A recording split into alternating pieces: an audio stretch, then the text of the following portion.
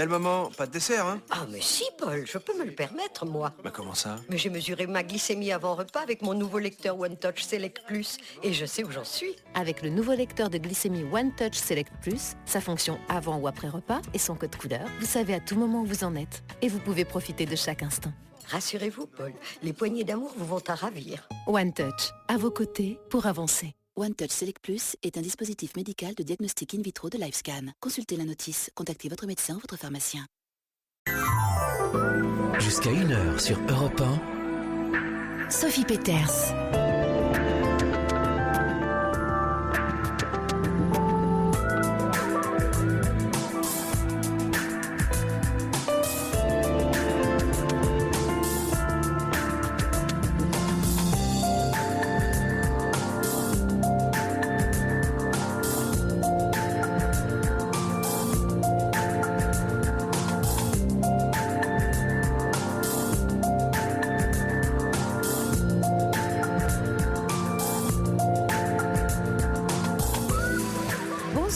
Heureuse de vous retrouver en ce vendredi soir dans la Libre Antenne, une émission dans laquelle on se tend les mains et on se les prend aussi pour se sentir moins seul, pour réaliser que nous sommes tous reliés.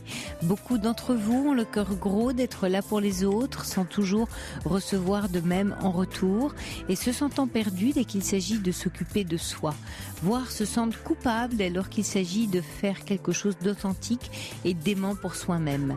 On ne croit pas mériter de l'attention. Pire, on va même parfois jusqu'à sacrifier notre bien-être au nom de l'aide à apporter à autrui. On se sent mieux pendant quelque temps, mais très affaibli par ceux que nous prétendons aider, car elle crée de la dépendance. Et ce faisant, renforce chez les autres qu'ils sont incapables de s'occuper d'eux. Aider les autres pour se sentir mieux n'est bénéfique pour personne, en fait, car on ne peut donner ce que l'on ne possède pas. Aider les autres au détriment de notre propre bien-être vient du reflet de la détresse que l'on vit par rapport au monde qui nous entoure. Et lorsque nous avons le souci de soi, grâce à nos propres attentions à nous-mêmes, nous développons alors la capacité d'être présents aux autres sans condition et avec authenticité. Le premier pas pour y arriver est de reconnaître quel aspect de notre être se sent brisé ou fautif et nécessite notre attention inconditionnelle. C'est ce que je vous invite à nous confier ici, dans cette libre antenne. Quentin et Amandine vous accueillent au 39 21 et c'est Andreas Papazian qui veille au bon déroulement de l'émission. Moi, je vous amène à prêter attention à vous-même. 7 39 21 précédé du mot nuit pour vos SMS, autant de petits repères dans la nuit. Nous prenons soin de vous au 39 21. Europe 1. Sophie Peters. Bonsoir Emilia. Oui, bonsoir Sophie. Bienvenue. Merci beaucoup de me prendre à l'antenne. Voilà, donc je suis un peu stressée, je vous l'avoue. Oui. Je suis pas très à l'aise avec C'est le normal. téléphone. Oui, et Donc, tout va bien voilà. se passer. Oui, j'espère. Voilà, en fait, moi, si je vous appelle, c'est plutôt un problème familial. Mhm. Peut-être que je peux partir du début, Oui. peut-être pour vous raconter Oui. un peu le contexte, pour que ça soit plus facile. Donc voilà, en fait, je viens d'une famille, donc d'une fratrie, donc avec deux frères et moi je suis la seule fille, donc le milieu. Donc j'ai un père et une mère totalement différents niveau caractère. Donc j'ai un père qui est très extraverti et donc qui est dans le monde des affaires et j'ai plutôt une mère plutôt introvertie qui est très artistique, très bohème, très nature, etc. Donc vraiment deux caractères différents, donc ça a toujours été explosif. Oui. Donc dans l'enfance, donc on a vécu beaucoup de disputes. Donc pas des simples disputes, c'était vraiment des choses assez violentes quand même. Donc on a vécu ça depuis que je suis née, je sais pas quand ça a débuté. Donc on a fait beaucoup le tampon en fait les enfants. Donc on a essayé un petit peu, on a pris beaucoup parti en fait de leurs problèmes. Ouais. Voilà, c'était des problèmes, on va dire du quotidien. Ça peut aller des problèmes du quotidien ou des problèmes plus graves, mais Donc en fait, vous jouiez tous les trois les arbitres en étant un peu les parents de vos enfants, ça. Les enfants. Oui, les parents de vos parents. C'est ça exactement. On était là un petit peu pour pour essayer de calmer le truc et voilà, d'essayer d'être rationnel en fait dans leur dispute qui était complètement fou des fois. Hein. Donc on pouvait, je veux dire, des fois on avait l'école le lendemain, ils pouvaient se disputer jusqu'à 2 heures du matin, mais ça, c'était pas grave. Hein. Donc on appelait nos grands-parents pour qu'ils essayaient de... Voilà, on était très jeunes, hein, tout ça déjà très jeunes. Mais vous gériez bien en fait, vous étiez en mode gestion de parents qui débordaient un peu de partout. Ah, voilà, c'est ça. Ça a débordé.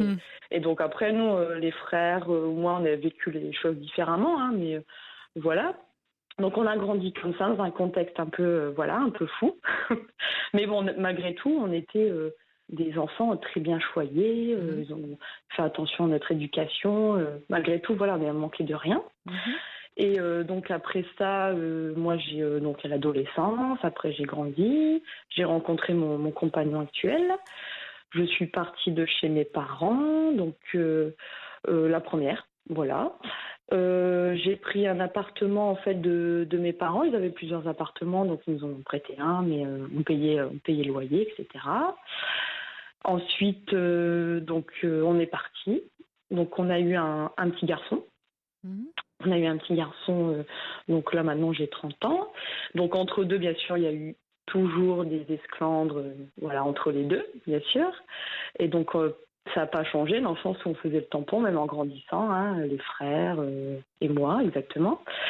Voilà, et donc en fait, l'histoire qui m'a plus marquée entre mon père et ma mère, c'est que mon père, pendant plusieurs mois, il a cru que ma mère l'a trompé. Voilà. Alors que c'était invraisemblable que ma mère le trompe, c'était pas possible. Ma mère, elle en souffrait parce qu'elle disait je fais rien. Elle a beaucoup de loisirs en fait. Donc comme elle a beaucoup de loisirs, elle part beaucoup. Parfois, elle va partir quelques jours. Elle va dans des clubs, etc. Mais malgré tout, jamais. Jamais elle aurait pu tromper mon père parce que ça, c'était pas son truc. Et puis, parce que mon père le croyait, dur comme fer. Ouais, c'était comme ça. Souvent, quand on est très jaloux, c'est qu'on fait une projection. Hein. Ça prouve qu'il, lui, en avait très envie. C'est ça. Ou qu'il le faisait déjà. Mais ça, on l'a compris. On l'a compris très tôt. Donc, en fait, on essayait de lui enlever cette fixation. Ouais. Et donc, il a mis du temps. Et ma mère, entre deux, elle est tombée en dépression, etc. C'était très dur, voilà. Et donc, un peu, vous pensez, c'était lié pour vous, la dépression de votre maman ? En fait, elle est sujette déjà, elle est assez fragile, elle est introvertie, elle n'a pas confiance en elle, mais mon père, comme c'est quelqu'un d'extraverti, puis il a quand même bien malmené quand même. Il a beaucoup malmené, il a rabaissé beaucoup dans l'enfance. J'entendais des mots incroyables, il l'a rabaissé, il a fliqué beaucoup, etc. Elle pouvait pas faire ce qu'elle voulait. Donc ma mère est un peu dans la crise d'adolescence parce que on l'a fliqué beaucoup. Donc du coup elle partait. Elle voulait pas qu'on la flique tout le temps et elle voulait qu'on la laisse tranquille quoi en fait. Hein. Donc en fait c'était beaucoup de sujets de dispute. Les uns étaient des poisons, l'un comme l'autre en fait des poisons et en fait, les deux avaient leur tort, hein, parce que ma mère, elle faisait des choses incroyables aussi pour le punir, j'en sais rien, elle lui faisait faire des choses incroyables. Mais les deux, ils étaient complètement fous à se faire des choses, invraisemblables. Et entre deux, il y avait des moments d'accalmie, hein, ils s'adoraient, on partait en vacances avec eux, tout allait bien. Hein. Donc il y avait des moments d'accalmie, des moments de crise. C'était par crise en fait. Et en fait, l'histoire vraiment marquante, c'est que mon père a cru que ma mère l'a trompé. Donc là, on a mis du temps avec mon frère de lui enlever ça. Et après, il était excusé, etc. Et puis, donc entre deux, moi, avec mon petit garçon, moi, j'ai fait comprendre à mes parents qu'il fallait arrêter ça devant mon petit garçon parce que nous, on a vécu des disputes et moi, je veux pas que mon petit garçon vive ça. De nouveau, voilà. Donc il allait chez mes parents, le mercredi, etc. Donc je l'ai laissé faire. Et puis chemin faisant. Donc moi après entre deux, j'ai aussi géré les appartements plus ou moins les annonces, etc. Les annonces des appartements. Et il y avait une dame qui s'est installée, donc je l'ai rencontrée, très sympa. une dame d'un certain âge, l'âge de mes parents, hein, une dame seule, très très sympa. Enfin, ça m'étonnait qu'elle était très sympa, vraiment avenante, etc.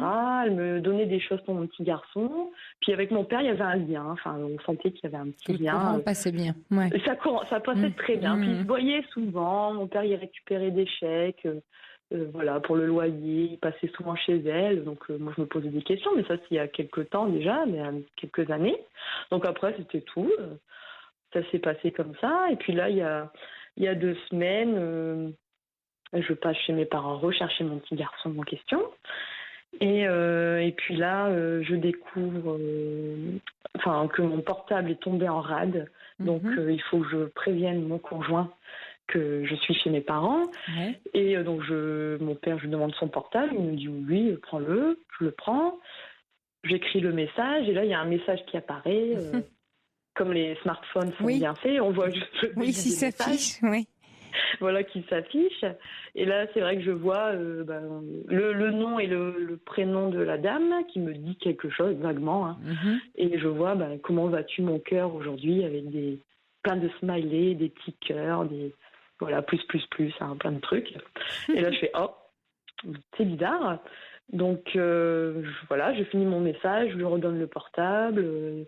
Un peu interloqué quand même. Lui n'a pas compris quand vous lui avez rendu le portable que vous aviez vu. Non, il n'a pas vu. Oui. Ah non, je pense vraiment qu'il n'a pas vu parce que pour lui, ça a apparu et c'est reparti. Oui, c'est ça, ça repart. Voilà. Oui. Donc je suis tombée juste à ce moment-là. Au moment où elle l'envoyait, les synchronicités. Pas de chance. Ah oui, c'est fou. C'est Donc en fait, quand j'ai récupéré son portable pour répondre à mon conjoint qui m'avait répondu entre-temps, et là il n'y avait plus le message, donc il m'avait effacé, etc. Et donc après, moi j'ai fait vraiment style de rien. Voilà, et un peu choquée. Et là je me suis dit, mais qui est cette dame déjà? J'ai fait des recherches, et là, en effet, c'est la locataire. Donc qui était encore là. Et en fait, donc dans un premier temps, je me suis dit, mais non, mais c'est normal qu'il ait quelqu'un parce que ça va tellement mal entre mes parents depuis toujours, mais malgré qu'il y a des moments d'accalmie. Et en fait, il y a eu une crise en décembre, il n'y a pas encore longtemps, où ils voulaient divorcer, c'était une catastrophe. Et bien sûr, on était, moi et mes frères, dans leur dispute incroyable. Et moi, j'ai même appelé les pompiers parce que c'était mis dans des états de malaise. Et le fait qu'il ait quelqu'un, est-ce qu'il a l'air plus calme? Est-ce que vous observez quelque chose depuis quelque temps? Est-ce que dans le couple, c'est plus calme? Oui, c'est plus. Là, il y a un moment vraiment d'accalmie. En ce moment, c'est beaucoup plus calme. Il est plus heureux, mais en même temps, il est en train de changer au niveau professionnel. Il monte des entreprises, il monte des affaires, donc il est content. Donc moi, je me suis dit, il est content grâce à ça. Mais alors qu'en fait, il a retrouvé de l'énergie, manifestement. Il y a beaucoup d'énergie. Je l'ai trouvé extrêmement énergique. Et c'est vrai que là, il y a un moment d'accalmie, mais là, il y a des petits prémices, en fait, je les ressens. Il y a des petits prémices de prochaine crise. Il commence à se plaindre de ma mère se plaint de mon père, etc. Il y a des petites plaintes. Et là, c'est des prémices de grosses crises, en fait. C'est souvent, en fait, ils nous mettent au cœur de leur mésentente, pour prendre à partie, en fait, pour nous tirer, plus mon père, hein. Ma mère, elle est un peu plus, a subi un peu plus le truc. Et mon père, lui, il est plus à prendre, qu'on prenne parti pour lui, etc. Donc, il essaye de nous monter un petit peu contre ma mère. Pour montrer à quel point il n'est pas bien et que si jamais il partait, ce serait normal et que vous... Exactement. Exactement. Et donc, du coup, en fait, la question, c'est que là, j'ai découvert ça toute seule. Donc, je ne sais pas trop ce qu'il faut faire, s'il faut lui en parler, s'il faut mettre au courant un de mes frères pour qu'un homme parle, j'en sais rien. En fait, du coup, moi, j'avais pas envie de rester avec ça parce que du coup, dès que je le vois, puis dès qu'il me dit je pars là, en fait, je me dis c'est un mensonge. Voilà. Mais oui, donc, vous devenez un peu Par extension, un peu par complexe un peu oedipien, c'est compliqué parce que vous êtes dans une confidence que vous ne devriez pas savoir, et donc il y a quelque chose d'étrange à la fois de le comprendre, mais d'avoir besoin de défendre votre mère. Enfin, c'est donc très ambigu pour vous comme position forcément. Vous sentez quoi, Emilia? Qu'est-ce qui vous paraît juste? Qu'est-ce que vous avez imaginé que vous deviez faire?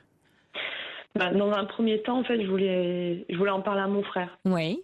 Mais je sais pas si c'est Dans quel bien. but? En fait, quelle est l'intention derrière? Si vous en parlez, est-ce que c'est, là je comprends, pas rester seule avec ça? J'ai pas envie d'être toute seule à avoir l'information, enfin à l'avoir découvert. Ça, c'est la première intention. Est-ce qu'il y en a une autre derrière celle-là? En fait, c'est parce qu'à chaque fois qu'il y avait des problèmes entre les parents, j'en parlais tout le temps à un de mes frères, en fait. Ouais. C'était parce que il fallait gérer Pour ça, partager. fallait gérer la crise, pour D'accord. partager, parce que et puis voilà, parce que je suis dans l'incapacité de réagir, en fait, je sais pas quoi faire. Et c'est vrai Est-ce que qu'il y c'est a pas mes quelque chose à histoires, faire d'ailleurs? Bah oui, vous Voilà. venez de le dire. C'est pas votre histoire. c'est- Est-ce que vous c'est imaginez pas- qu'il y a quelque chose à faire? Non, en fait, dans la mesure là, pour le moment, ils sont calmes, donc il n'y a rien à faire. Mhm. Mais en fait, la prochaine crise où ça va encore dégénérer, où ça va être dans un moment complètement, ça va être du n'importe quoi, où ça va être des insultes, où ils vont se rabaisser l'un et l'autre, et qu'ils vont s'entretuer. Là, je perds pied, je n'arrive pas à détacher. En fait, il faut toujours que j'intervienne. Et là, je risque, quand je vais voir si mon père, il va, par exemple, être complètement un goujat avec ma mère, enfin, je sais pas, il va être complètement, la rabaisser comme d'habitude. Là, je risque malheureusement d'exploser et de lui sortir. Oui, alors autant. C'est ça le souci. Oui, d'accord. Autant vous servir, j'ai envie de dire, intelligemment de ce que vous savez à ce moment-là. Peut-être déjà, effectivement, puisque c'est je vais dire, ce qui vous paraît juste, c'est d'échanger avec votre frère, puisque vous êtes habitué dans la fratrie à faire corps par rapport au couple des parents, effectivement, de ne pas rester seul avec ça. Donc oui, le fait de le partager avec vos frères.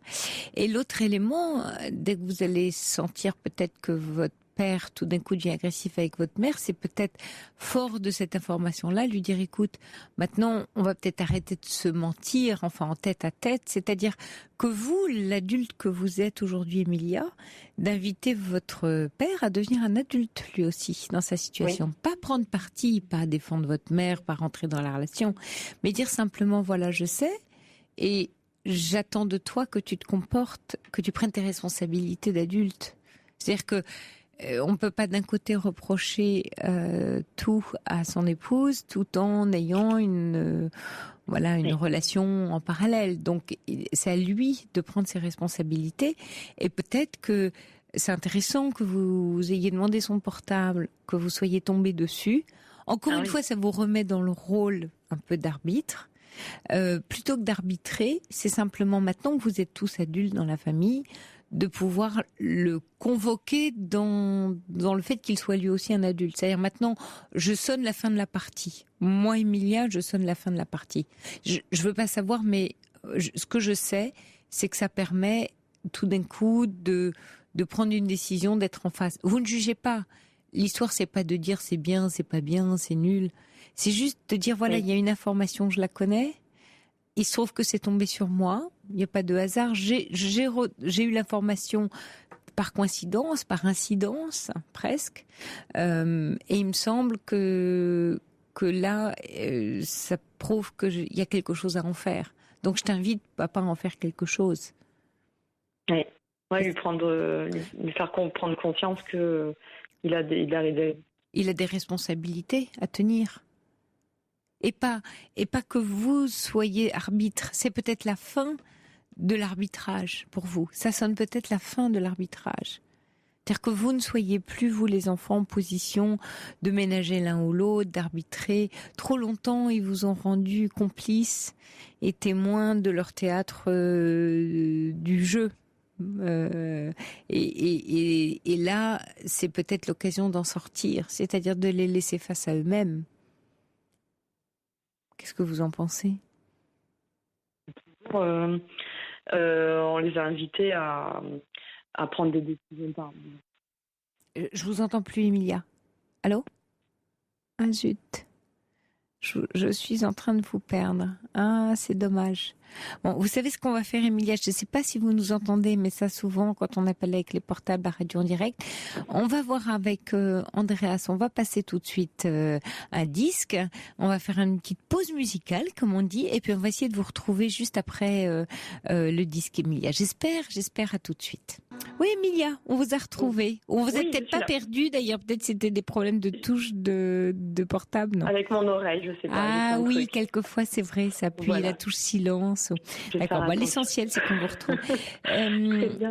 Oui, qu'est-ce que vous retenez, qu'est-ce que vous en pensez là de l'échange là qu'on avait juste avant les publicités? Ben oui, mais en fait, ça m'éclaire beaucoup. Ça s'éclaire parce que j'étais dans la passe, je savais pas quoi faire, etc. Alors le truc, c'est que, je me dis, le fait d'en parler à un membre, à part mon frère, oui. Je pense que, je sais pas, mon père, comme il est, au niveau du caractère, comment expliquer, je pense qu'il aimera pas que j'en parle à mon frère, en fait. Je sais pas comment il va réagir. Ah, donc en fait, ce que vous imaginez par rapport à ce qu'on vient de se dire, c'est, et si je gardais ça pour moi, mais je gère ça entre mon père et moi, c'est ça l'idée? Ben c'est ça, mais en fait, du coup, moi, je suis incapable de en parler parce que c'est tellement intime. Ça touche quand même une intimité. Alors, avec mon père et du coup, c'est pas tant de rentrer parce que vous y êtes déjà dans l'intimité, vous, les enfants, puisque les parents vous ont mis dedans. Donc, les parents n'arrivant absolument pas justement à être dans leur intimité à eux, ils y ont convoqué leurs enfants, qui toute leur vie ont joué le rôle d'arbitre entre chien et chat. Donc, vous avez déjà, vous, dans la fratrie, une place, je vais dire, pas très agréable, de parents des parents qui ne doit pas et ne doit plus être de votre ressort. Et peut-être que là, c'est l'occasion pour vous, je veux dire presque le destin, par ironie, quelquefois, il envoie des clins d'œil, vous donne là l'occasion vraiment de siffler on joue plus, quoi. J'ai plus envie de jouer.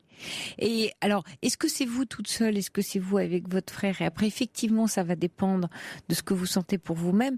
Il n'y a pas besoin de juger, d'entrer, parce que vous dites c'est l'intime. Ça voudrait dire que vous jugez votre père. Non, c'est pas votre rôle. Parce que sinon vous rentrez dans quelque chose de complexe, vous devez défendre la mère. Vous avez assez joué comme ça les arbitres. C'est simplement, maintenant que vous êtes maman, épouse, de pouvoir mettre l'adulte que vous êtes. Et c'est ça qui va être très difficile pour vous. Ça va être que ce soit pas la petite fille qui vienne voir son père en disant c'est dégoûtant, j'en ai marre, toute mon enfance, j'ai dû gérer ça. Parce que la petite fille, elle est furieuse. Hein. J'imagine que vous êtes furieuse, par ailleurs. Oui. Oui, bien sûr. Elle est déçue, furieuse. Évidemment. Évidemment. Et ça, c'est toute la petite fille, toute votre jeunesse. Et puis, il y a la femme adulte. Parce que ça, la petite fille, lui peut rien en faire, la famille pourra rien en faire. Et si c'est elle qui se met à parler, elle risque, effectivement, comme vous dites, je suis pas en capacité parce qu'elle risque de s'énerver, de pleurer. Enfin bon, ça risque de mal se passer. Cette petite fille-là, vous allez vous en occuper vous maintenant, ailleurs, je sais pas, en thérapie, enfin comme vous voulez.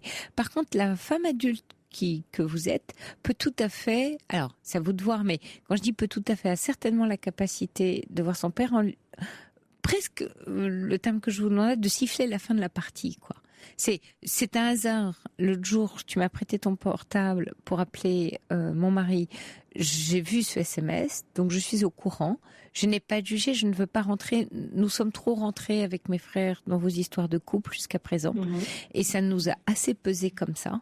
Je te demande juste maintenant que je sais ça, de prendre tes responsabilités d'homme et de décider, parce que je ne peux plus supporter de voir les disputes incessantes. Donc, si tu es malheureux avec maman, tu es un grand garçon, tu prends tes dispositions, mais je ne veux plus être témoin de ça, et d'autant plus maintenant que je sais ça. Donc si moi je le sais par hasard, c'est bien que j'ai un rôle à jouer. Vous pouvez carrément lui dire comme ça. Si je l'ai su Bah par oui. hasard, c'est que Incroyable. j'imagine, voilà, que on m'a envoyé ce message-là. Le message, je te le donne. Je ne veux plus jamais jouer les arbitres avec mes frères. On ne veut plus jouer les arbitres. C'est bon, on l'a joué toute notre enfance. C'est la fin de la partie. Stop. Voilà. Et je te juge pas. C'est ton histoire. Je ne veux rien savoir. Voilà. Donc pas de justification. Ça m'est égal. Enfin, peu importe. Ce que je veux plus, c'est te voir te disputer constamment avec maman, faire tes scènes, tes crises. Voilà. Je te demande de prendre tes responsabilités. Vous allez mettre votre père en face de lui-même et vous, ça va décrocher le wagon. C'est-à-dire, alors, après, il y aura la petite fille qui, elle, est déçue, Risque de triste. s'énerver. Oui, alors, elle, vous allez, parce que comme vous serez ensemble à ce moment-là, vous allez lui dire que ça, ce sera un autre moment entre vous et elle. Parce que lui, il peut pas l'entendre. Hein. Il peut pas entendre l'enfant qui, toute sa vie, a eu ça à gérer. Et c'est là où vous risquez de vous énerver. Donc, si vous êtes en conscience de ça, de la problématique, j'ai presque envie de dire du problème que ça vous pose, de la tension que ça vous pose à l'intérieur, c'est d'être très clair à l'intérieur de vous pour dire ça, je sais que c'est quelque chose qui m'appartient désormais, maintenant que je suis une femme adulte, et que je vais emmener cette histoire-là ailleurs. Je verrai, je sais pas, un thérapeute, en tout cas, je vais voir avec moi-même, je vais me réunir avec moi-même pour ça. Mais c'est plutôt l'épouse et la mère et la femme adulte qui va venir parler à son père en tant qu'adulte. Dissocier un petit peu Oui, exactement. les deux choses. Oui, Bah sinon oui, vous allez partir c'est dans pas une facile. émotion. Ouais. Non, c'est pas facile, sauf à avoir une véritable conscience dans cet instant, une intention claire.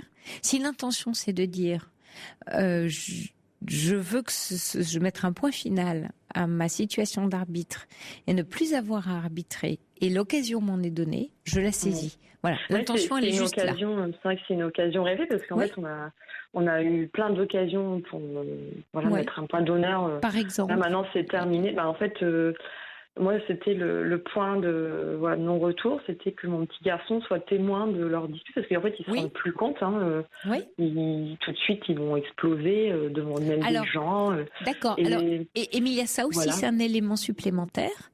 Oui. C'est-à-dire que là aussi, quand vous dites ça, c'est la maman qui s'exprime, enfin la maman de votre petit garçon.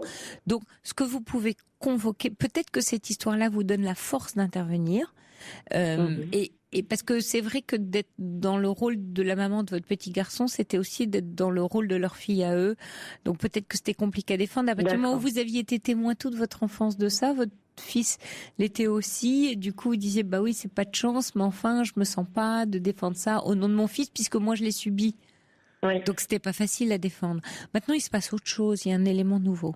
Oui, c'est autre chose parce que c'est vrai que là j'ai fait un petit peu prendre conscience il y a pas longtemps à mes parents parce que mon petit il a dit oui papy et mamie ils crient, papy crie sur mamie, etc. Et là je fais non, alors que je leur avais dit absolument pas de faire ça. Mais non, mais ils continuent à jouer. Oui, mais ils peuvent pas s'en empêcher, Emilia. Vous avez vu le chat, vous savez, que Jean Gabin et Simone Signoret? Vous aviez vu ce film, Le Chat?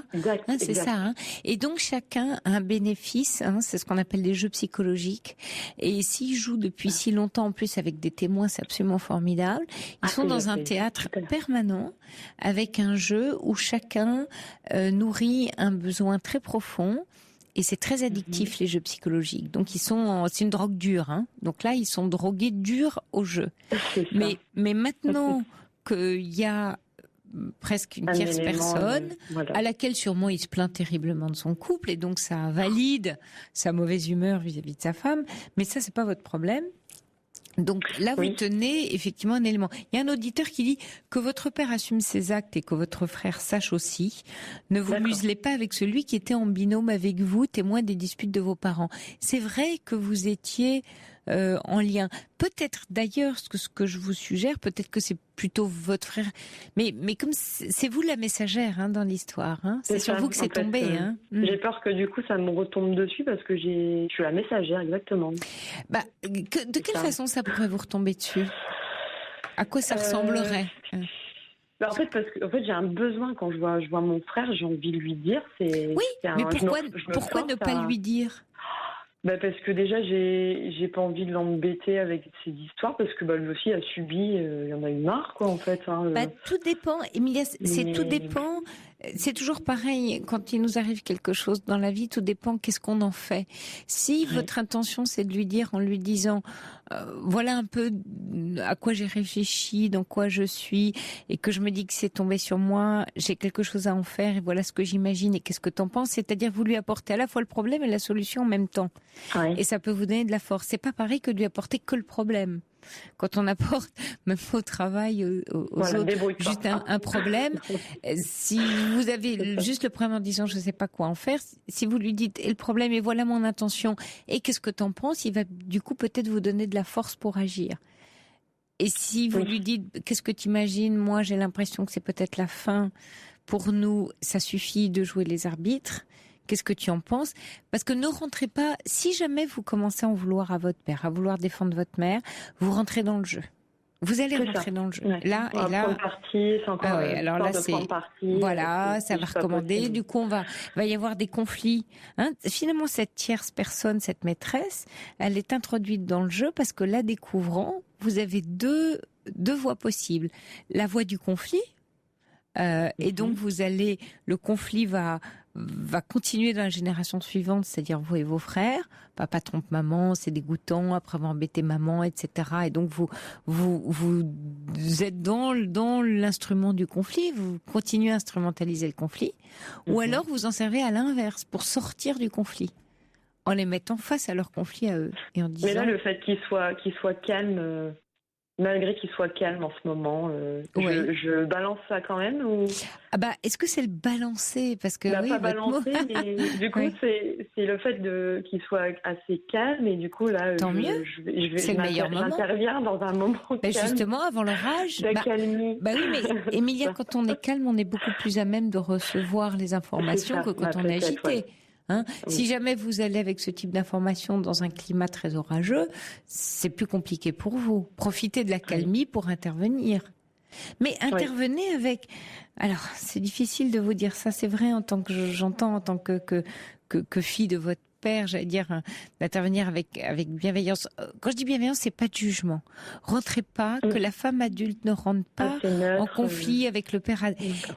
Bien sûr que vous êtes blessé, bien sûr que c'est choquant, bien sûr que c'est pas agréable de découvrir que son père a une maîtresse quand on voit qu'il pourrit la vie de sa mère. Donc, c'est bien sûr. Ça, donc vous êtes outré. Quelqu'un, mais voilà, j'étais pas choquée de ça. Bien sûr. Même ma mère, j'aurais aimé qu'elle aurait peut-être aussi quelqu'un, ça aurait été bien pour tout le monde, je sais pas. Oui, bien sûr. C'est le fait d'avoir pourri sa vie. Oui, à un moment donné avec ça. C'est pas juste. Il a une maîtresse, en plus, il lui pourrit sa vie, il a qu'à jouer au grand garçon. C'est ça. Oui, voilà. Mais c'est sur le côté grand garçon que vous allez intervenir. Oui. Servez-vous de la mère et de l'épouse que vous êtes, de l'adulte que vous êtes. Que la petite fille soit émotionnellement, affectivement très blessée, rien de plus normal, voilà. Sauf que si c'est elle qui monte au créneau, ça va très mal se passer parce qu'elle a des années derrière elle d'arbitrage de conflit, elle en peut plus. Donc ne l'envoyez pas, elle, gérer la situation. Elle, vous avez besoin de vous occuper d'elle. On aurait pu faire un métier de médiateur ou je sais pas, un truc... Ouais, mais ça c'est pas fait. C'est pas possible. Mais c'est l'occasion pour vous d'arrêter tout ça. Et de vous occuper de vous. Et de vous occuper de vous maintenant.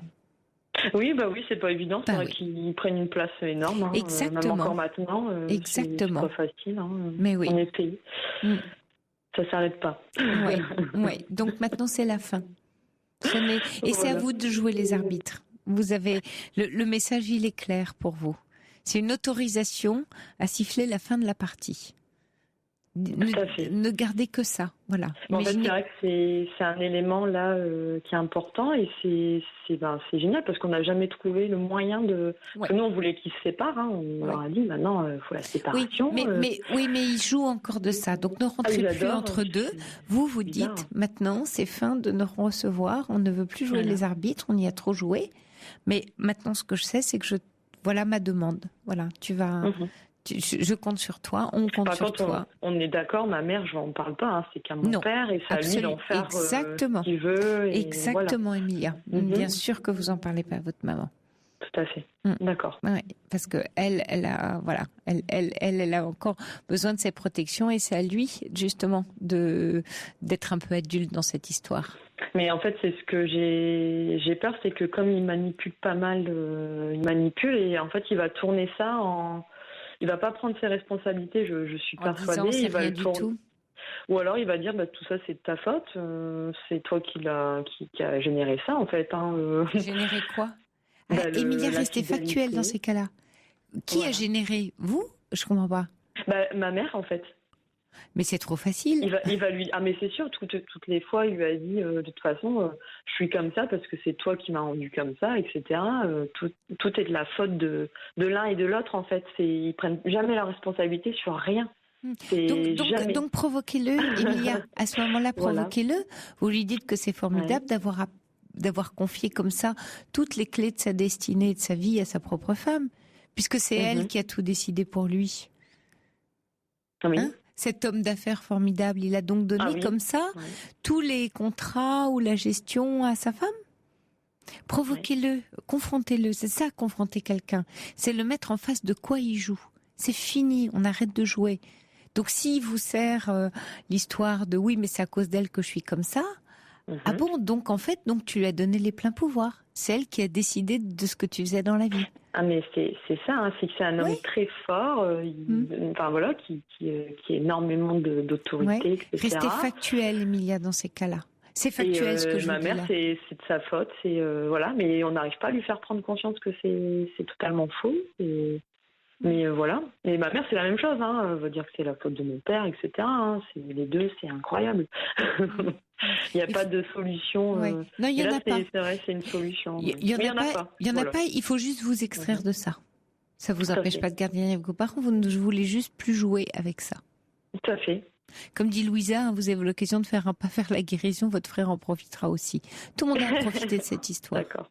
Tout à fait. Ouais.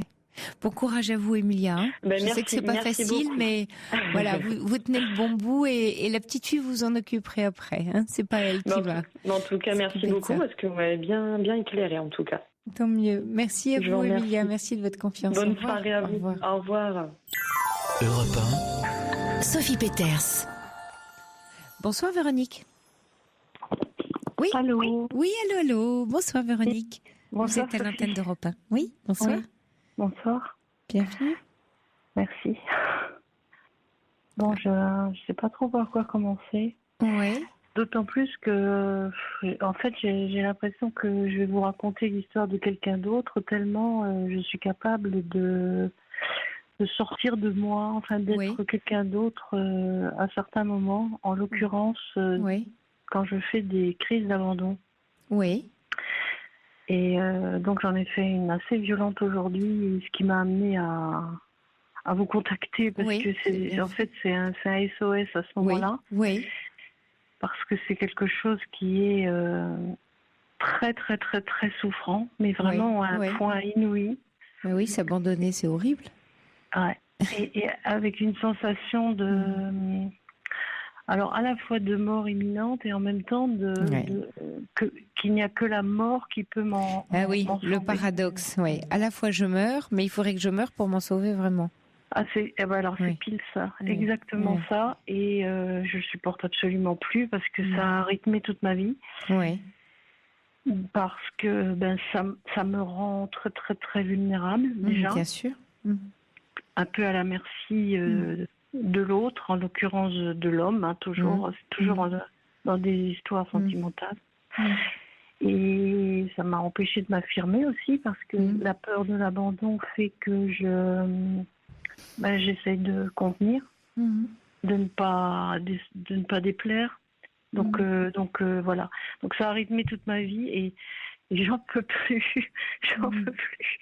Je suis fatiguée de ça, je suis épuisée de ça, j'ai fait beaucoup de choses et rien n'a marché quoi en fait. En fait ce qui se passe c'est que j'ai compris, mais alors vraiment bien le fonctionnement par tout ce que j'ai lu, par tout ce que j'ai consulté. Et néanmoins, au moment où la crise arrive, il est impossible de la court-circuiter. Impossible. Je ne la gère absolument pas au moment où je la vis. c'est un état second, c'est très difficile à expliquer. Oui, ça veut dire que votre mental a saisi absolument tous les enjeux, tous les tenants, les aboutissants de cette histoire, mais émotionnellement, en fait, tout est encore là, très très présent. Tout. Ah oui. Oui. Et ça s'enclenche comme ça, et ça part en vrille, et alors à ce moment-là, tout est dramatisé, tout est décuplé, c'est une catastrophe. Il faut que je fasse quelque chose, il faut que je pose un acte, sinon ça va être très très grave et très, très, très terrible. D'accord. Et si je ne peux pas, alors là c'est la fin du monde, quoi. C'est la fin du monde. Et ouais. Ça se double d'une sorte dans ce que vous décrivez, d'une crise de panique, c'est-à-dire la peur de la peur. C'est peur d'avoir peur d'être abandonné. Tout à fait, ouais. Tout à fait. Ouais. Et c'est tellement vous êtes puissante dans la connaissance que vous avez du mécanisme. Donc quand vous sentez que ça arrive, vous savez déjà tout et ça active en fait. Hein, ça active le phénomène. Ouais. Vous pensez que ça y contribue? Ah oui, le mental, il est tellement content d'avoir tout le contrôle d'une certaine manière, tout en n'ayant pas le contrôle, mais en tout cas mentalement de la situation, puisqu'il connaît le déroulé par cœur. Il valide un scénario. Donc la panique sur quelque chose dont vous détenez absolument toute la connaissance, enfin tout le savoir, j'ai envie de dire, et pas la connaissance, c'est-à-dire parce qu'il vous manque un morceau, qui est le morceau émotionnel, fait que en sachant tout ça, vous paniquez parce que vous avez le scénario qui va se dérouler devant vous, vous voyez arriver sans pouvoir y échapper. Oui. C'est comme une vague qui arrive et je sais qu'elle va me submerger et que faire, quoi. Et que faire. Ce que je vous propose, Véronique, c'est on va s'interrompre quelques minutes pour le journal et puis on voit ça ensemble juste après le journal. On se retrouve juste après. À tout de suite, Véronique. Jusqu'à 1h sur Europe 1. Sophie Peters.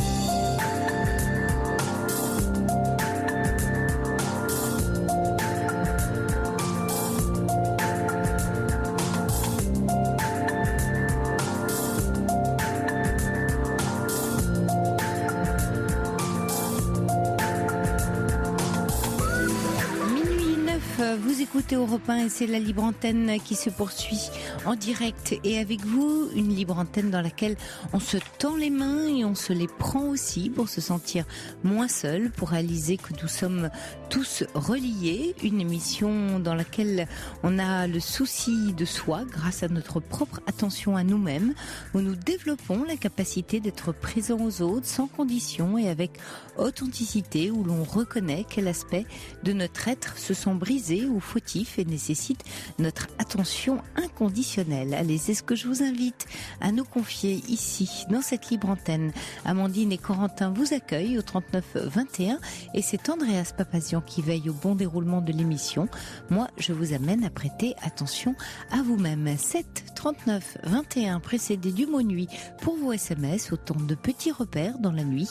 Nous prenons soin de vous au 39 21. Europe 1. Sophie Peters. Bonsoir Véronique. Bonsoir. On se retrouve, on était ensemble juste avant les informations. Alors, vous nous parliez justement de votre peur de l'abandon. Vous me disiez que vous aviez fait beaucoup de choses, que rien n'a marché. Au moment où la crise arrive, c'est impossible de la court-circuiter. Quels sont les indices sur quoi vous vous basez pour sentir qu'elle arrive? Qu'est-ce que vous faites quand ça arrive? Qu'on parle un peu du fonctionnement.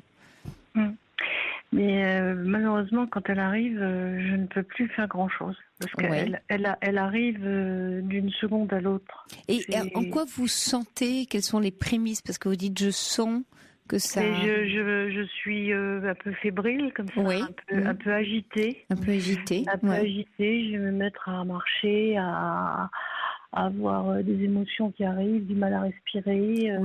Et puis surtout la sensation d'avoir fait quelque chose de mal, d'avoir fait quelque chose de grave, qu'il va falloir réparer. D'accord. Urgemment. Voilà. D'accord. Et si je ne peux pas poser un acte aussi simple soit-il, pour essayer de la réparer. Et là, c'est la panique qui prend le relais. Oui.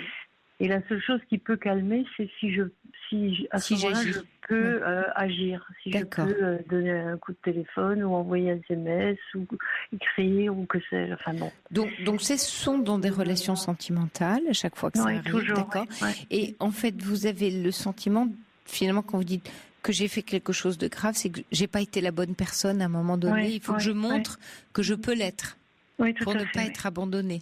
Oui, il faut que je me rattrape. Il faut que je me rattrape. Comme si j'avais fait une faute. Oui, j'ai fait quelque chose de pas bien. Ouais. Et du coup, donc, vous agissez, vous envoyez un message. Qu'est-ce que ça provoque? Qu'est-ce qui se passe à ce moment-là?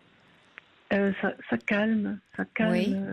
Pratiquement tout de suite déjà, d'une façon assez visible. Immédiate. Ça calme voilà. Mais bon, dans un premier temps, je lutte parce que depuis que je voudrais changer, donc j'aimerais ne plus avoir à passer par ces actes posés qui vont parfois à l'encontre de ma volonté.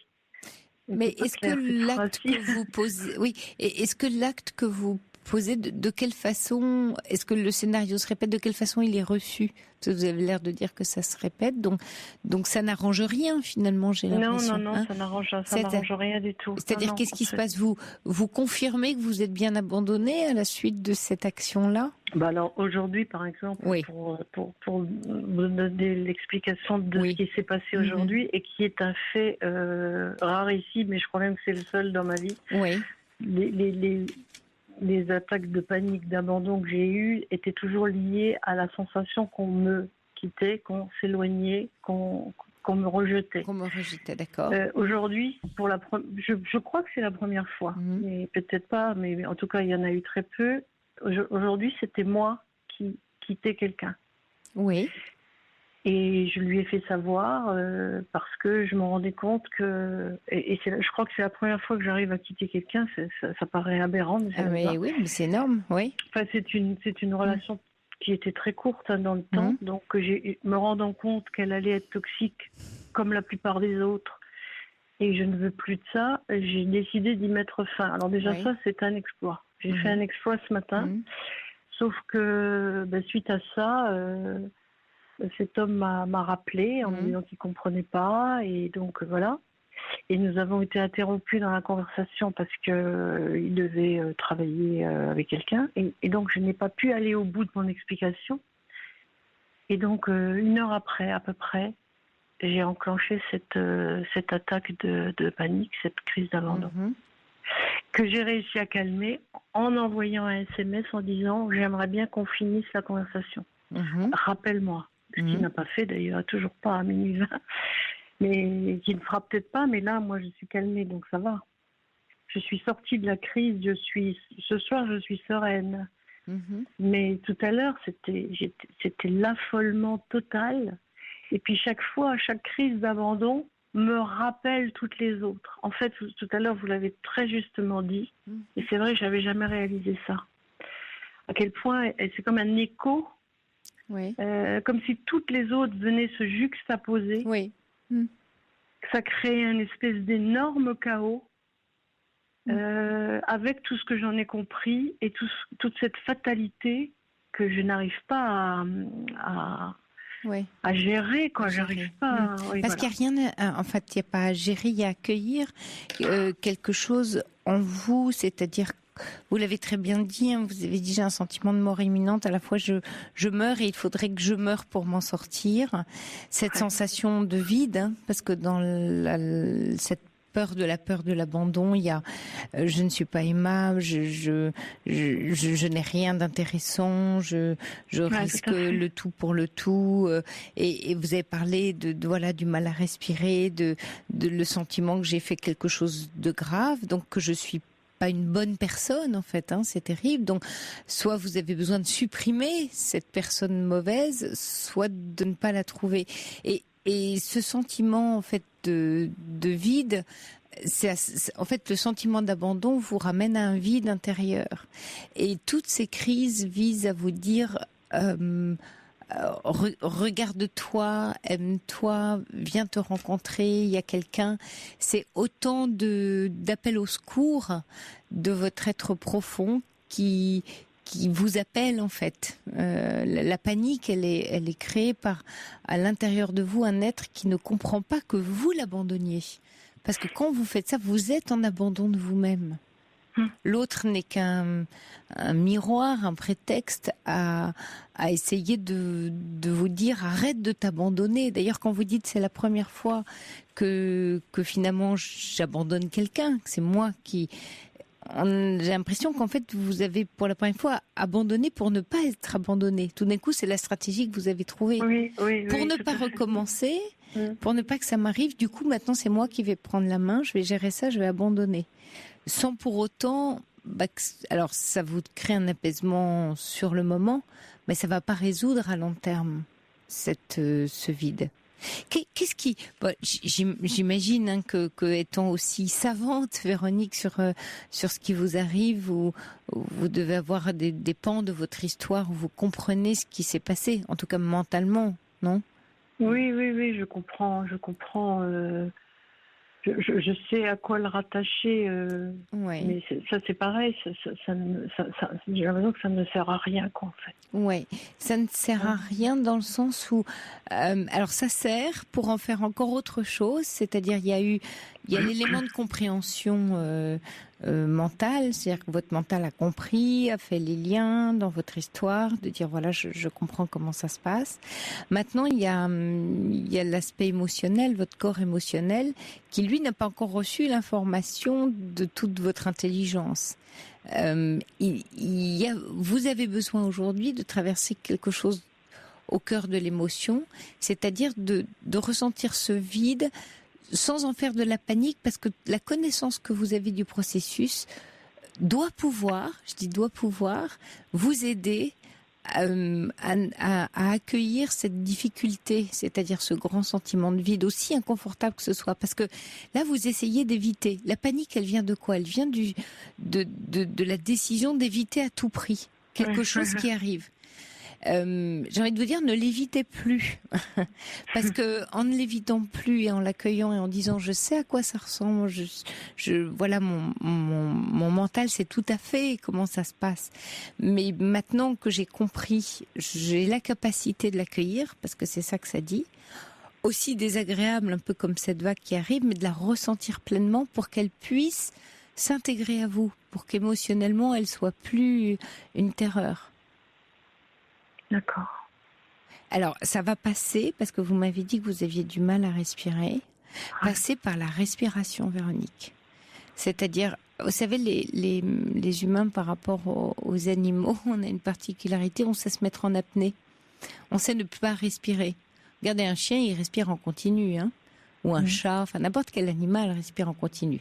Ah, l'homme, il est un peu particulier, parce que vraiment, il s'arrête de respirer. Vous avez des moments d'apnée comme ça.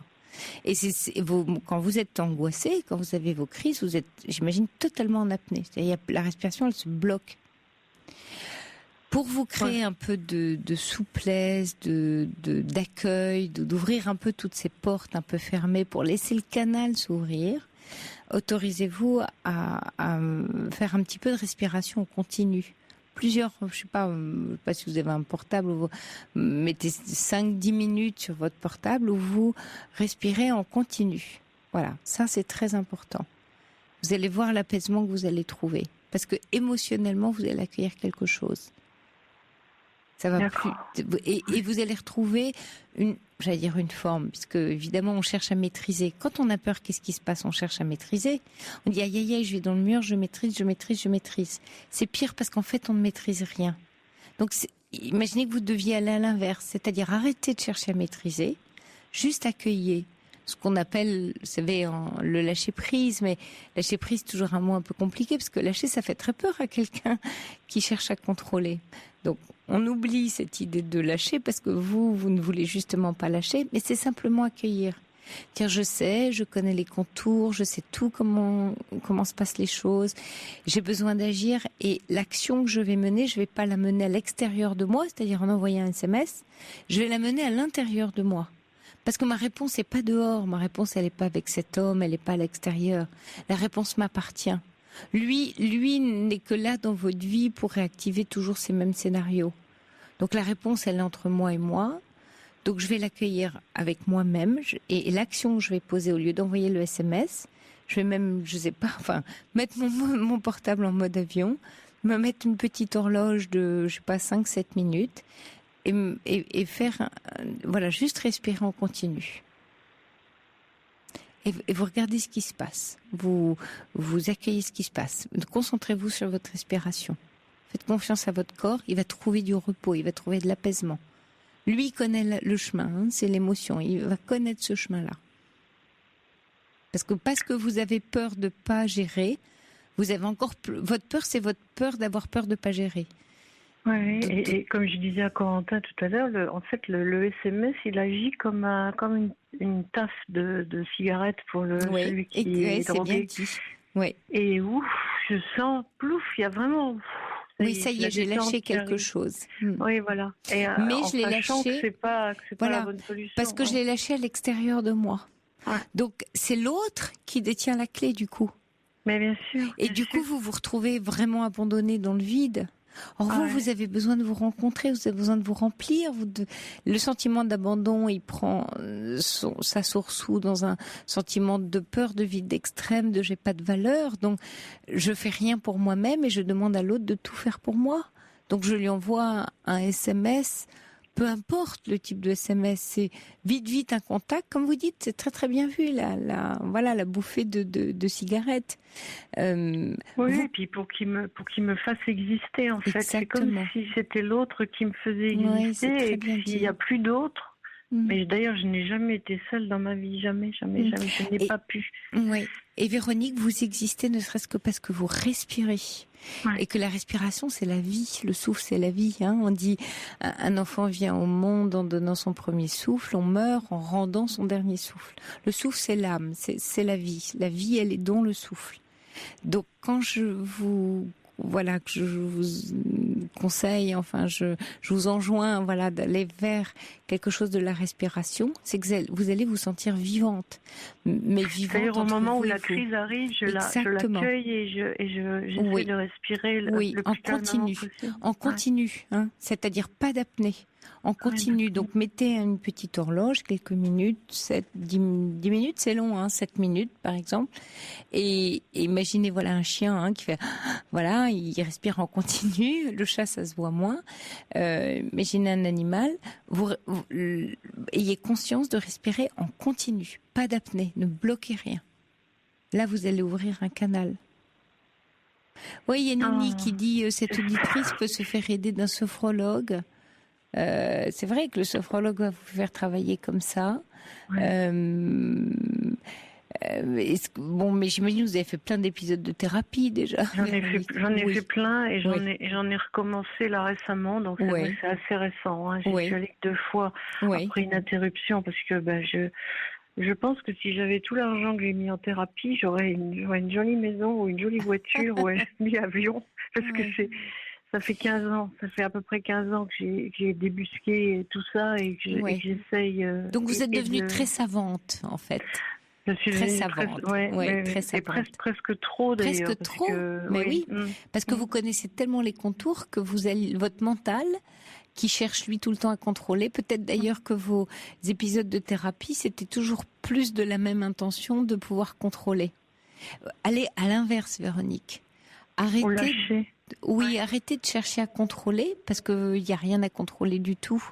Il y a juste à vous rencontrer à l'intérieur. J'arrête de lire aussi alors parce que c'est pareil, quand j'ai une crise d'abandon, j'ai tous mes livres autour de moi là. Mais quoi? Vous lisez quoi? J'ai des livres là-dessus. Entre autres, j'en ai commencé un aujourd'hui que vous aviez conseillé une fois quelqu'un sur la radio et que j'avais acheté instantanément et que j'avais pas lu et que j'ai commencé aujourd'hui, c'est Comme un vide en moi. Oui, très bien, de Moussa Nabati. Voilà. Et ça m'a fait beaucoup de bien. Alors celui-là, alors tout à fait bien indiqué, parce que en fait, votre crise d'abandon, elle est liée au vide que vous ressentez. Et imaginez que vous alliez chercher dehors ce dont vous avez besoin, parce que ce dont vous avez besoin est à l'intérieur de vous, tout simplement. Et quelquefois, on met, voilà, des années, une période de vie à se dire que tout est dehors, mais on a tout dedans. Et disons que voilà, j'ai compris que c'était pas dehors. oui, ça y est, mais malgré super. ça, j'ai pas la clé pour, enfin, j'ai pas encore la clé pour dedans. Non, la clé qui ouvre la porte du dedans, elle est par la respiration, elle est par le souffle. C'est la voix de l'âme, elle est là, la clé. Donc la clé, elle est la chercher parce que votre corps, c'est votre incarnation de la vie sur Terre. On a pris forme, on s'est matérialisé dans un corps. Et celui-là est très très aidant, ce corps-là. Et souvent on pense que c'est notre mental le plus malin de l'histoire. Ah, il est certes très malin, il comprend plein de choses, mais il n'est pas tout puissant ce mental. Mais il aimerait bien. Il aimerait bien. Et plus on le nourrit, plus il se sent fort. Plus on le nourrit de livres, de connaissances, il sait, mais il sait qu'il ne sait rien. Parce que tout seul, il ne peut rien. C'est ce que je fais depuis, depuis non, vraiment c'est juste très qu'il longtemps. sait, ça lui ouvre des voies. C'est-à-dire la connaissance de ce qui se passe pour vous. Mais une fois que vous savez, c'est-à-dire que vous avez tout le scénario, vous passez ailleurs, il faut passer à un autre endroit. C'est bon, vous savez tout là aujourd'hui, c'est pas la peine qu'on élabore autour de ça. Votre voix, vous maintenant, est ailleurs, maintenant que vous savez. Et c'est des alliances en fait. Imaginez que aujourd'hui votre mental est tout puissant, mais votre corps, votre âme, votre émotion, votre cœur, lui est un peu à l'abandon. C'est lui qui est abandonné. C'est à l'intérieur de vous que tout est à l'abandon. Et votre mental, il tient la forteresse, hein. Il est là. Finalement, j'avais l'impression que je voulais me libérer de quelque chose. En fait, c'est pas ça. Il faut que vous accueilliez quelque chose. Que je me rencontre, en fait. Exactement. Il n'y a rien à libérer. Il y a à aller vous rencontrer, vous trouver. Et que toutes ces rencontres, c'est joli d'ailleurs, vous dites je fais des rencontres, mais les rencontres sont là pour vous dire quoi? Rencontre-toi, Véronique. Donc vous allez vous rencontrer. Ça va être une belle rencontre, j'en suis certaine. C'est toujours une belle rencontre quand on se rencontre. Je le souhaite vraiment, parce que je me suis rendu compte cet après-midi que... Alors c'est vrai que je suis sortie là de la crise et ce soir je suis calme et tout, mais cet après-midi je me suis dit non, plus ça, je n'en peux plus, quoi. Tant mieux, Véronique, c'est le bon signal. Le j'en peux plus, je veux plus, c'est de l'ordre de la décision. C'est quand on accède au point de non-retour. Donc vous êtes prête à autre chose. C'est un très bon signal, ça. Ouais. Quand on n'en peut plus de quelque chose, c'est qu'on est prêt à changer. Mais pas en volonté, enfin en volonté certes, en décision plus qu'en volonté, mais pas en faisant plus de la même chose que ce que vous avez fait, en faisant autrement. Et c'est autrement que vous allez trouver votre clé. Donc allez, faites-le la respiration, allez dans la nature, soyez entre vous et vous, profitez des bons moments avec vous, soyez dans ce plaisir que vous pouvez entretenir avec vous-même, rencontrez-vous. Ça fait trop longtemps que vous êtes loin de vous. Il n'y a pas de raison que tous ces gens ou ces hommes, peu importe les rencontres que vous faites, et qui rencontrent Véronique et que vous avez besoin de valider que vous n'êtes pas aimable et que vous cherchez à l'être, n'allez plus chercher dehors. Vous vous êtes trop abandonné, en fait. Vous êtes abandonné depuis trop longtemps. J'espère que je vais me rencontrer rapidement. Oui, il n'y a pas de raison. Hein? Et n'ayez pas peur de vous rencontrer, parce que je pense que si vous vous fuyez, vous dites que vous ne valez pas le coup. Ça c'est votre terrible tyran intérieur qui a décidé ça, parce qu'il est... Lui, il a un peu envie de maintenir le système dans lequel vous êtes, parce qu'il est puissant à ce niveau-là. Hein, votre mental, qui est devenu si intelligent sur toute cette histoire d'abandon, il est bien content, il a un super rôle. Vous allez lui dire que c'est très sympathique d'avoir tenu ce rôle pendant tout ce temps-là, qui vous a bien aidé à comprendre, mais que maintenant il peut prendre des vacances. Hein, vous l'envoyez en vacances, c'est l'été. Et puis vous allez convoquer d'autres parts de vous-même. Vous pensez que ça va m'aider aussi pour affronter l'indifférence, je supporte absolument pas l'indifférence, même si elle est feinte. Oui. Même si je sais qu'elle est feinte, c'est pareil, ça peut me mettre en panique complète. Donc ça va agir dans le même sens. C'est-à-dire quand vous dites feinte, c'est que vous croisez des personnes. Non, mais qui... c'est par exemple, non. ça m'est arrivé que quelqu'un qui me connaissait et qui me courtisait ou qui me fasse semblant en société de ne pas me connaître ou de ne pas me connaître plus que ça, par exemple. Mais c'est pas très agréable, cette personne-là. Non, c'est pas agréable du tout. Mais... À quoi elle joue, elle? Ouais, oui, c'est que ça lui appartient. Vous prenez ça. Ça me touche. Je comprends. Ça me tue, en fait. Ça me tue un petit peu. Mais vous savez que les autres n'ont que le pouvoir sur nous qu'on leur donne. Ouais. Donc vous lui avez donné trop de pouvoir. C'est un jeu. Je sais bien, mais comment je lui l'enlève? Eh ben, vous le reprenez chez vous. Et oui, c'est-à-dire que ne lui donnez pas ce pouvoir-là, c'est que il vous fait, il joue à son jeu à lui, mais il sait que ça vous atteint, donc c'est tellement bon. Il a du pouvoir comme ça sur vous. Ah oui, là c'est clair. Oui. Bah oui, vous n'allez pas lui laisser. Pourquoi vous seriez une personne qu'on ignore? Qu'est-ce que vous permettrait de vous laisser ignorer?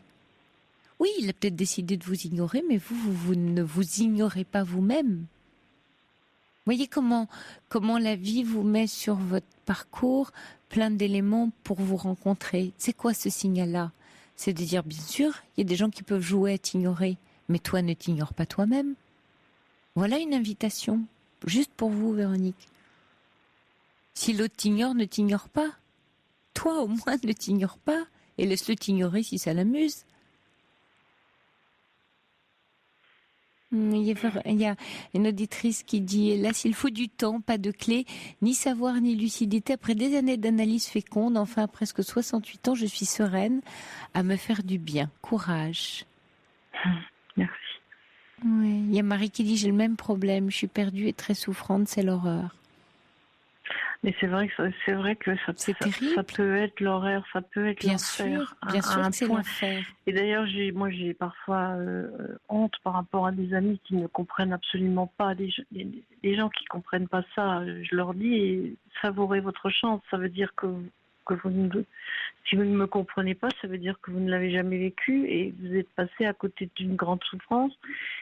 Mais on a presque honte de ce que ça peut nous pousser à faire dans la panique, dans le désarroi, comme un petit animal désordonné comme ça qui se met à... Enfin, c'est terrible. Mais la honte, c'est un jugement, Véronique, parce que si vous êtes dans la honte de ce qui vous arrive, bien sûr, on n'a pas le temps, ce serait trop long et je suis persuadée que vous avez les clés, mais votre histoire de vie, d'enfance, vous a amené là. Et une fois adulte, j'ai presque envie de dire, de notre devoir de réparer les manques de notre enfance. Oui. Alors évidemment, on n'est évidemment pas égaux là-dedans. Et quand on a vécu ça, et que effectivement c'est terrible pour se construire, une fois adulte, on va se donner ce qu'on ne nous a pas donné. Et il n'y a que nous qui pourrons le faire, pas les autres.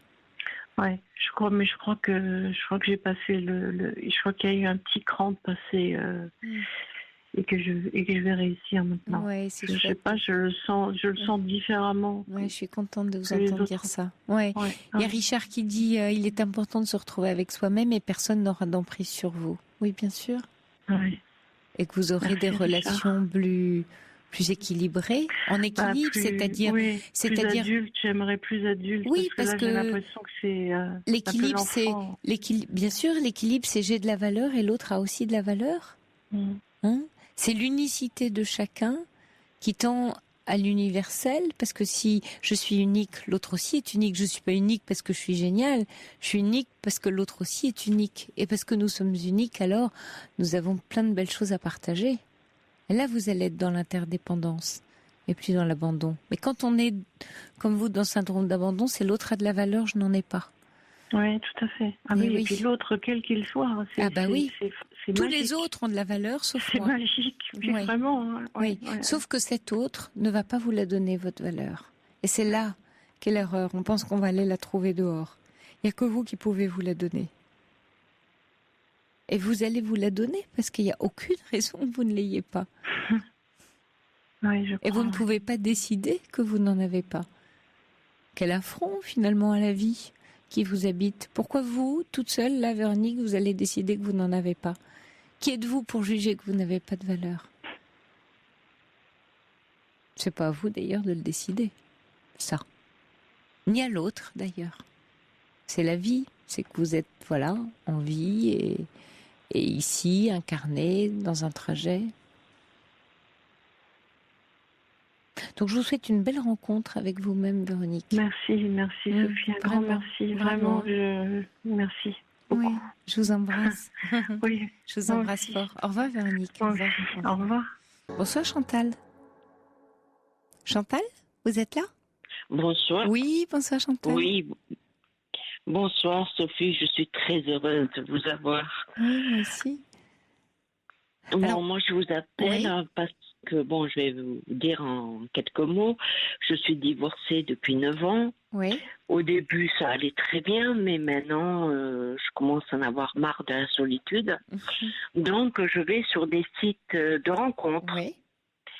Et là, je rencontre des messieurs qui me disent, j'ai pas envie d'être avec une grosse vache, hein, excusez-moi de l'expression, mais c'est ce qu'on me dit, ou avec un boudin, ou alors avec quelqu'un qui est un cas social.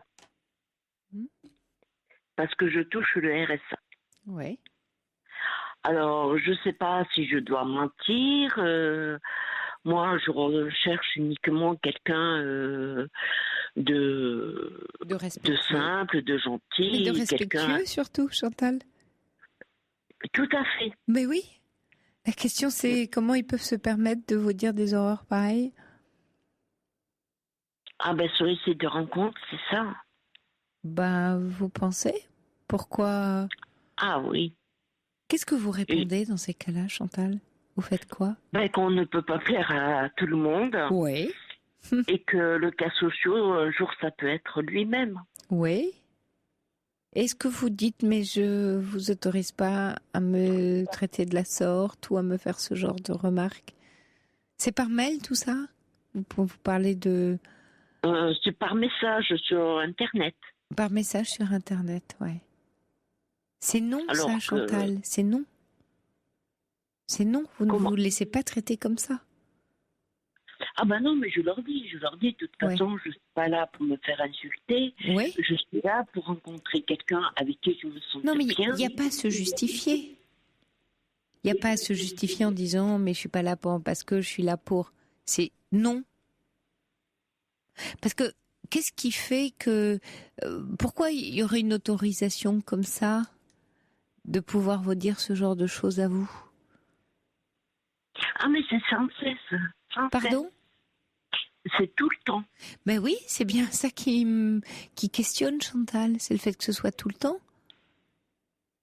Il y en a d'autres, voilà, des femmes rondes sur des sites internet qui gagnent peut-être pas trop bien leur vie. Pourquoi voilà, ce serait obligatoire de se faire insulter ou maltraiter?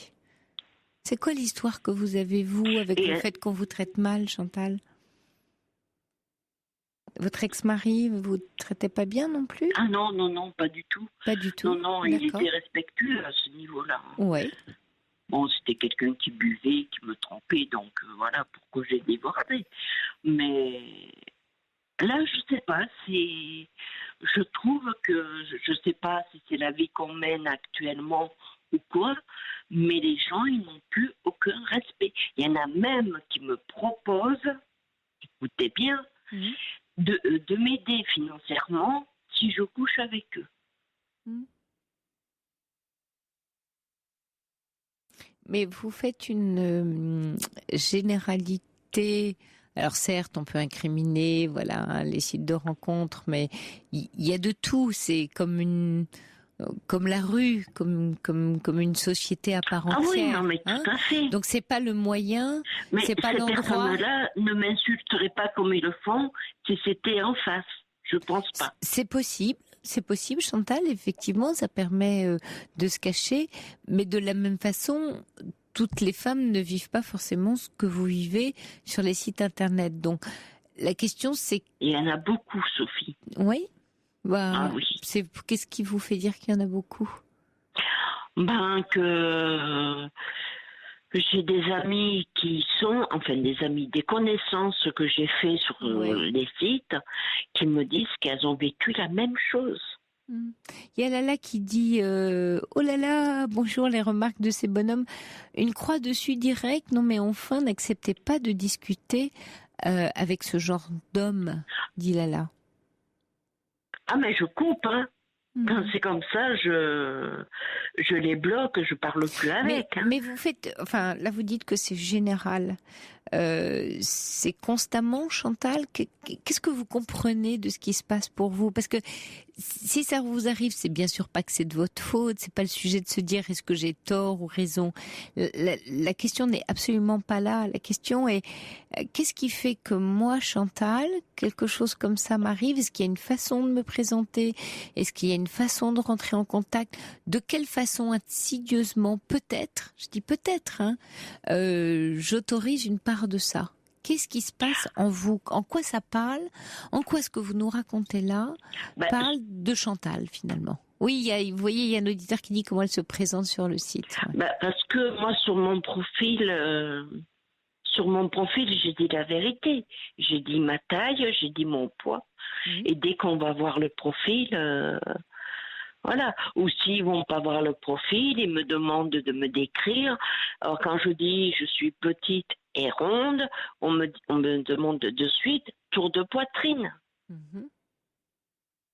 Et sur quel type de site vous êtes? Peut-être qu'il y a un type de site aussi. Alors non, mais on va pas citer à l'antenne. Non, je vous invite, Chantal, à vous questionner sur le fait qu'il n'y a pas de fatalité et il n'y a pas de raison que vous deviez... Oui, il n'y a pas de raison valable pour que vous ayez à vivre ce genre de situation. Donc la question dans ces cas-là, c'est peut-être que le site me convient tout simplement pas. Parce que, j'en sais rien, les gens qui sont sur ce site, c'est pas... je sais pas, ça correspond pas à ma communauté ou c'est pas moi. Ce qui est important dans ces cas-là, Chantal, c'est de faire un choix et de décider. Ça, c'est bien possible. Voilà. Ah. Ouais. D'accord. C'est bien possible. Mais bon, j'en connais pas d'autres. Donc, mais il y a peut-être une petite recherche à faire. Quelquefois, il se peut qu'on soit au mauvais endroit et que ça vous corresponde pas. L'indication qui se passe, c'est pas que vous fassiez mal ou que vous ayez un problème, c'est qu'est-ce que je fais là et qu'est-ce qui fait que moi, j'ai à vivre ce que j'ai pas envie de vivre. Quand on n'a pas envie de vivre quelque chose à l'endroit où on se trouve, on bouge. Alors c'est peut-être effectivement l'endroit où vous vous trouvez. Là, je sais pas, on parlait de la façon dont vous vous êtes présenté, mais c'est reprenez la main parce que sinon vous subissez et c'est pas très juste de subir. Oui, puis bon, je souffre pas de ce qu'on me dit. Oui, il y a Pascal qui souffre d'être seule, quoi. Bien sûr. Il y a Pascal qui dit « Je n'ai jamais eu de remarques de cette sorte sur les sites. Je suis pourtant ronde et pas très argentée. Attention quand on écrit son annonce à la prise de contact, dit Pascal. Mais finalement, là, vous venez de dire que vous dites c'est pas tant finalement ce qu'on me renvoie que le fait de me sentir seule, c'est ça, Chantal?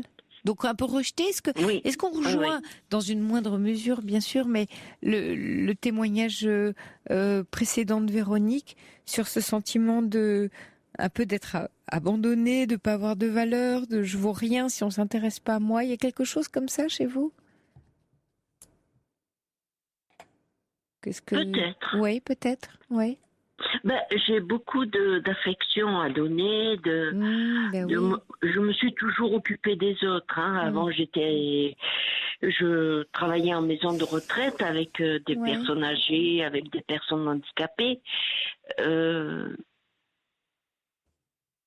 Donc, bon, je cherche pas qu'on me prenne sous son aile, qu'on me fasse tout. c'est pas le problème. C'est d'avoir une compagnie. Ouais. Est-ce que vous êtes déjà... Allez me dire, vous n'avez pas d'amis.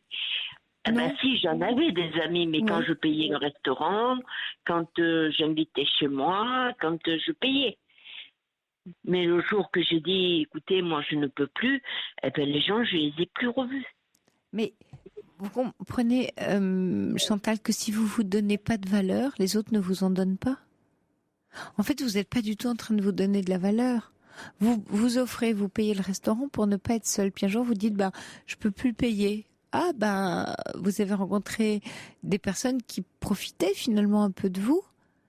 Mais quelle valeur vous donnez? Et oui, mais c'est important là. Et cette histoire de site internet montre aussi, c'est là encore une invitation pour vous à dire, maintenant il est temps que je me donne de la valeur. J'ai de la valeur en tant que personne. C'est pas une histoire de physique, de qui que ce soit. Je suis une femme, un être humain qui a de la valeur, qui a, comme vous dites, des choses à donner, à partager. Ça a de la valeur, ça. On le brade pas. On le met pas par terre sur un marché à 3 francs 6 sous. Ah non, je suis tout à fait d'accord. Ah oui. Mais bon, j'aimerais bien trouver la bonne personne. Bien sûr, mais trouver la bonne personne, c'est aussi... Mais je ne pense pas que ce soit sur le site internet. Mais c'est pas forcément... Alors, on rejoint un tout petit peu le témoignage de Véronique, c'est chercher à l'extérieur de soi le manque. Je manque à moi-même, je ne suis pas là pour moi, alors j'ai besoin de quelqu'un qui puisse remplir mon vide et qui fait que je ne serai plus en manque de moi-même puisqu'il y aura quelqu'un pour me compléter. Et ça, c'est pas de l'amour, c'est de la gestion du manque, du plein et du vide, plutôt du vide vers du plein. Je ne dis pas que je serai...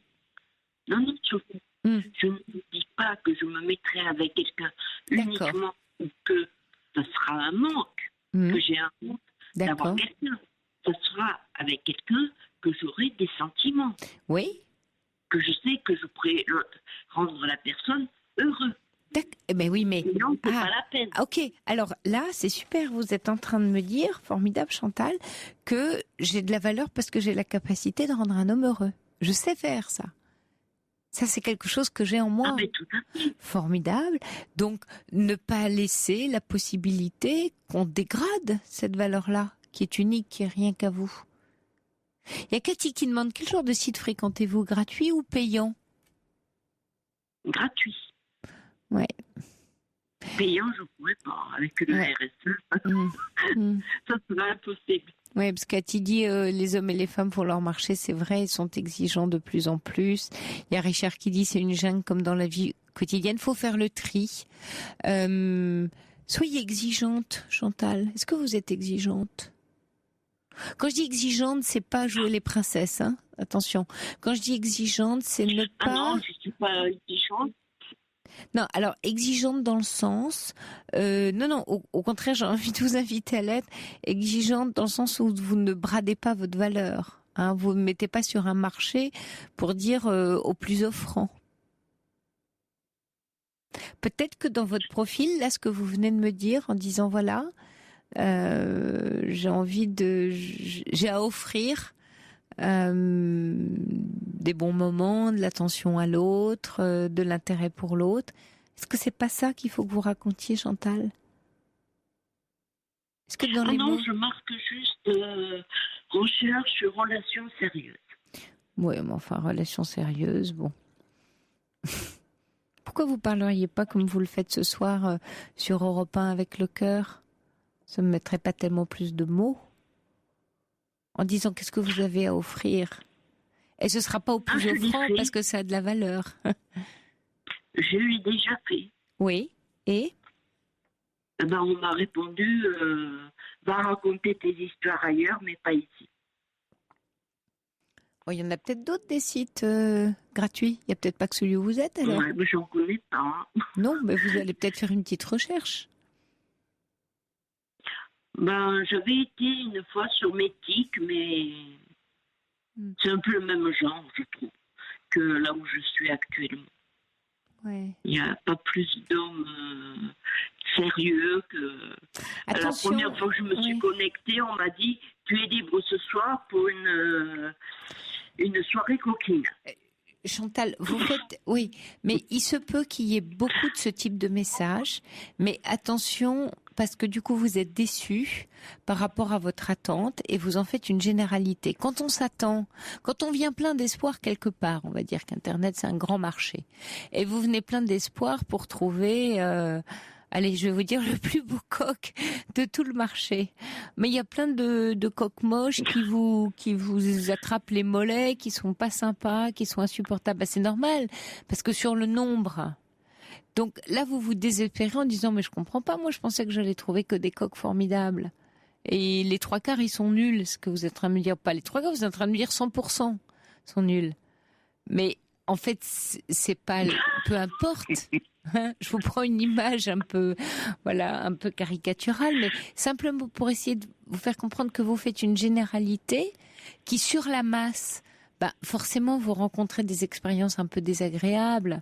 En tant que femme, mais je suis persuadée que les hommes aussi, on rencontre des expériences désagréables sur la masse de contact ou sur cette espèce de grand marché. Mais là, vous êtes un peu beaucoup même, très déçu, voire, allez, je vais exagérer un peu, mais limite désespéré, du type, alors qu'est-ce que je vais faire? Parce que il vous faut être peut-être un peu plus, pas volontaire, mais continuer à y croire en ne donnant pas trop de crédit à ce qu'on vous a retourné. Là, il y a une femme qui envoie un SMS en disant les rondes plaisent beaucoup, contrairement à ce qu'on pense. C'est une ronde d'1,50 m qui vous le dit. Aimez-vous comme vous êtes, estimez-vous d'abord. Sur les sites, il n'y a pas que des goujats. Prenez le temps de rencontrer. C'est vous qui devez décider. Ah ben, c'est ce que je fais. Une ronde d'1,50 m qui vous envoie le message. Donc moi je crois que vous parlez plutôt ce soir de déception. Vous êtes déçu. En fait vous témoignez pour dire mais qu'est-ce que je suis déçu quoi. Je me fais je reçois des messages pas agréables. Voilà ce qu'on me dit et j'ai tellement peur que ce soit une généralité, que ce soit tout le temps comme ça. C'est votre peur qui parle là. Non, parce que j'ai rencontré quand même des personnes qui étaient sympas. Et alors vous nous les aviez cachées, celles-là. Non, mais amicalement, je parle. Mais si vous voulez, c'est des gens qui m'ont dit après par téléphone, j'aurais bien aimé aller plus loin avec toi ce soir. Alors et non, moi, c'est pas mon truc d'accord. D'aller dans le lit d'un mec le premier soir. C'est comme de me dire, tu couches avec moi, je te rends les frites. D'accord, donc Chantal, là... Ça me rabaisse par contre. Oui, d'avoir rencontré quelqu'un qui après veut juste coucher avec vous. En fait, vous vous sentez... me proposer de l'argent pour coucher. Oui, en fait, vous avez vécu certaines expériences via les sites qui vous ont déçu, rabaissé, dégoûté, je dirais un peu sali, enfin, des expériences désagréables, ce dont vous aviez envie de témoigner, et du coup vous dites « Ouh là là, si c'est comme ça tout le temps, moi j'ai peur, je suis tellement déçue sur la masse. » Mais ce que je comprends, bien sûr, c'est très désagréable l'expérience que vous avez faite. Attention à la généralisation, aux généralités. Ah mais je laisse une chance à tout le monde. C'est pas parce que le message précédent m'aura traité de gros boudin qu'au deuxième, je vais dire, ça y est, celui-là aussi. Non. Je vais quand même discuter avec le suivant. Alors, c'est quoi le problème pour vous, alors, Chantal ? Que je ne trouve personne, que je n'arrive pas à... Parce que le physique, peu importe. On peut être mince, on peut être gros, on peut être chauve, on peut... Ça fait longtemps comme ça que vous êtes sur les sites ? Oh oui. Depuis mon divorce. Quasiment. Oui.